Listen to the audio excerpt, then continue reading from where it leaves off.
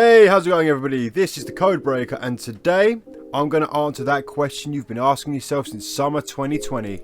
Which next-gen console should I purchase?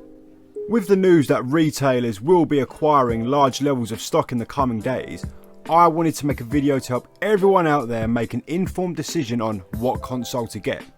I have seen so many videos on YouTube of content creators making really poor attempts at answering the question. They are that bad, it has actually inspired me to make my own video on this topic. Are you one of those people who don't really understand what a teraflop is? Are you one of those people who don't really know the difference between a hard drive and a solid state drive? Well, have no fear, the Codebreaker's got you covered.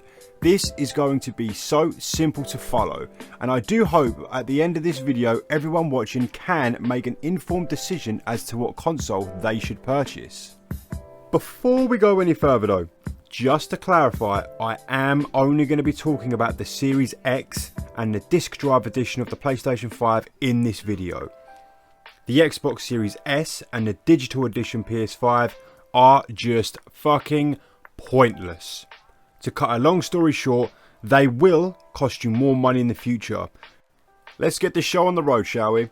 Okay, so you shouldn't actually buy either console. You should grow up and build your own PC. I'm only joking. I have both of these consoles and I'm going to say straight off, they're both amazing. Both of them are worth your time.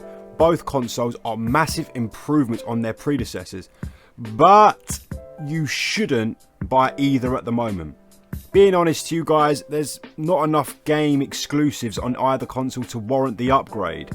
Yes, the PS5 does have more than the Xbox, but the difference isn't enough to justify buying one so soon after Christmas. But there are guys out there that do want one as soon as possible. So, if you are one of those people that want one right now, pin your ears back and listen. Visually, both consoles look awkward as fuck.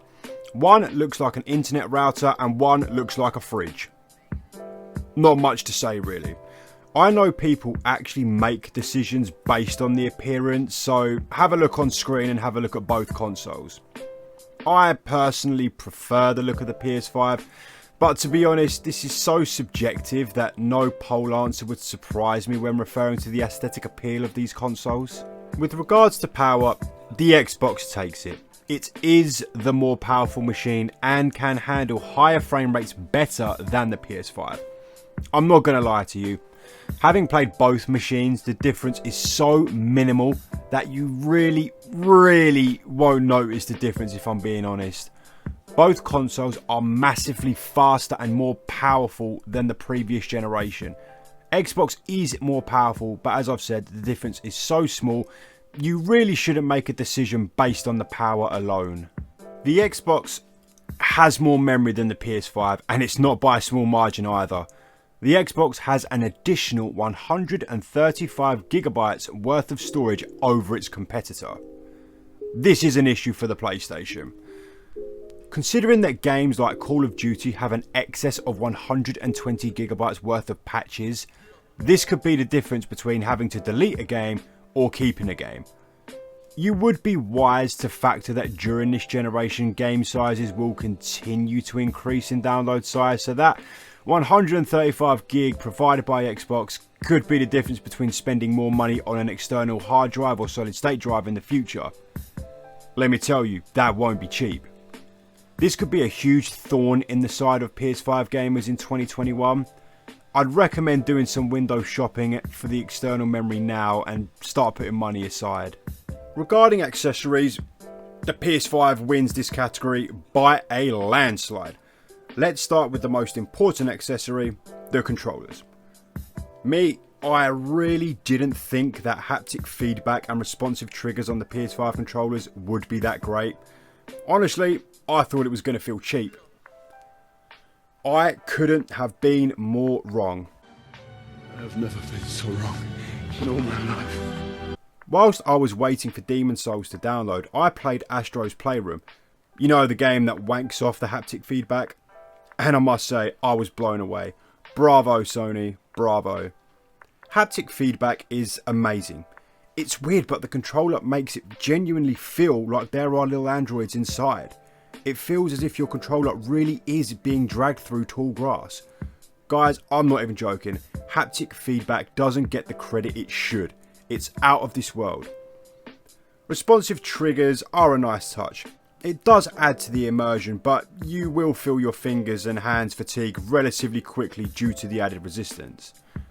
I was in a 4-hour game of zombies on COD and my fingers began to feel discomfort after a while, but you can turn this feature off if you so please.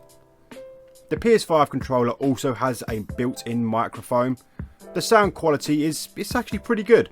I've been in a party chat with my brother and thought he was on his headset. We had a full-blown conversation and no issues. The built-in mic is actually pretty good. The Xbox controller doesn't have this feature. Don't need to say any more on the subject really. There is no official Series X headset, but that's not a point to go against the Xbox. Sony, however, released Pulse 3D. I have the Pulse 3D.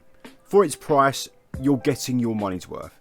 Don't get me wrong, there are far superior headsets out there, but you'll have to pay more to get them. The Pulse 3D is a good headset. 3D spatial audio has been okay, but no game has really taken full advantage of it yet either. This will change with the release of Returnal, I hope.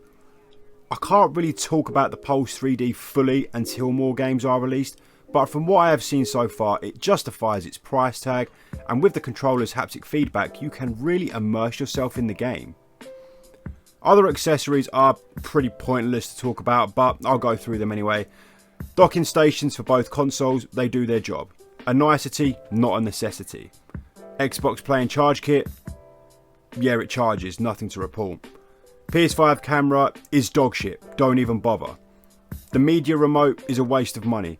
If you have the money to waste on a media remote, give it to charity or the homeless. It's pointless as fuck, and it's for people that have no regard for money. Just use your controller. Small point, but PS5 can play Blu-ray better than Xbox as well. This is because the PlayStation 5 simply delivers superior colour gradation with less pasteurization. Higher chroma bandwidth with less roll-off. It is a tiny point and you shouldn't make a decision solely based on that, but just something for you guys to know. When talking about common issues seen in both consoles, I personally haven't had any issue with either my PlayStation 5 or Xbox Series X. By the time some of you get the consoles, the following issues could be fixed.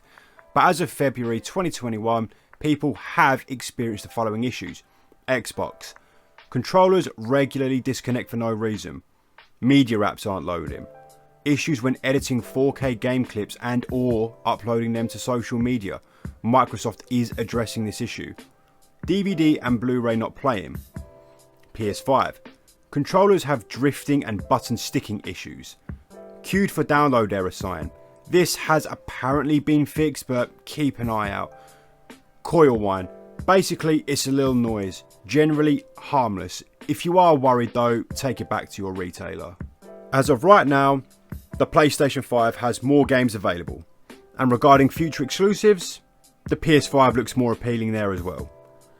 Do not, I repeat, do not purchase a console based on the news of Microsoft purchasing development companies such as Bethesda.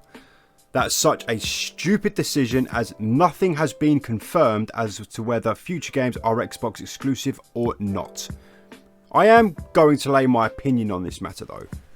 Bethesda will release Xbox exclusives, but Elder Scrolls games and Starfield won't be. Why? Do you really think that after Microsoft's huge multi-billion-dollar investment, they can afford to release their games to less than half of console gamers? Use your business logic, guys. Financially, it would make no sense to limit the games to Xbox only. As of right now, they are being outsold by PlayStation. So, their major franchises will still be available on all platforms, but I expect the new franchises to be Xbox exclusives. But that's my opinion. I could be wrong, I could be right, but just don't make a decision solely based on this news. Well guys, I hope this video has been able to help you make a decision. If not, I'm gonna help you even further. I apologise if I am going to be blunt in the following section. Look, if you only play games like FIFA, Madden, COD or Fortnite, just get the Series X. Exclusivity and immersion don't mean as much to you, and those games have massive downloads, so you'll need the additional storage. If you're a gamer, and I mean an actual gamer that plays indie games as well as AAA games, a gamer who can buy a game for the story rather than the online element, a gamer who wants to be immersed into a world, buy the PlayStation 5.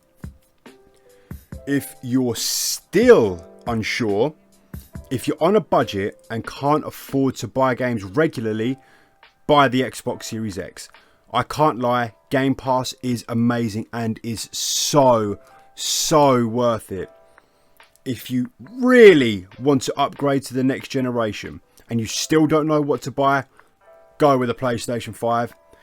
The Series X doesn't have any exclusivity on any games they release in the future, as all future games will be available on the Xbox One. That's not the case with PlayStation. You can't get Returnal or Demon's Souls on PS4. If you're still unsure, buy the Nintendo Switch. Not even being sarcastic. That system is brilliant. Amazing games, fun games. It even has The Witcher 3, so that's something to make your mouth water. If you're still unsure, you need someone to tell you. So I'll give you my opinion. Buy the PlayStation 5. 1. I've had more fun on it and I use it more. 2. The exclusives. 3. Demon's Souls. 4. It's more popular, so based on the balance of probability, more people from your social circle will be on the PS5, so that's better if you want to play in a party. 5. The user interface is superior on the PlayStation 5 in my opinion. 6. Demon's Souls. 7. I feel more immersed in the games when playing PlayStation. Sony really do live up to their motto for the players. 8. Demon's Souls. If after that comment you are not swayed to the PS5, then your answer is the Xbox Series X. If you're still unsure, just wait and buy a console when you're certain of the one you want. If you don't want to wait and are still unsure, get the fuck out of here. Well guys, I hope I've been able to help your decision. It's not an easy decision picking what console to go for, but the biggest point I want everyone to take away is that it's your decision. Pick the console you want for yourself and no one else. If you want an Xbox, go get it and enjoy it. If you want a PlayStation 5, go get it and enjoy it. It's your decision, and I do hope, regardless of what one you pick, you do enjoy it. I would still advise against getting either until all bugs have been dealt with and more games are available, but again, it's your call guys. If you enjoyed this video, please drop a like, share the video, and you can join the Codebreaker army by subscribing. And remember, click the little bell icon to stay notified. This is the Codebreaker signing out. See ya.